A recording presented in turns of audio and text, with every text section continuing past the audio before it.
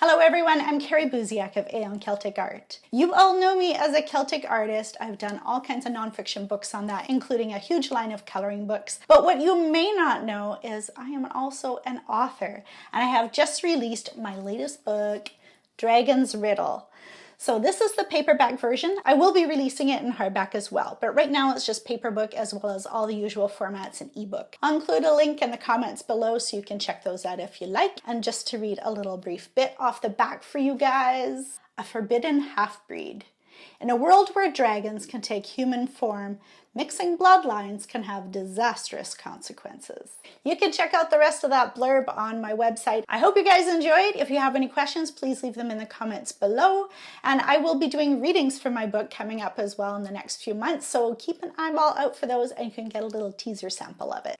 That's it, guys. I just was super pumped and I wanted to share this with you. So I hope you do check it out and I hope you enjoy it. I've got a few short stories coming as well in the next few weeks. If you're not a fantasy reader, maybe you're a sci-fi reader and that'll appeal to your taste. Talk to you later, guys. Bye.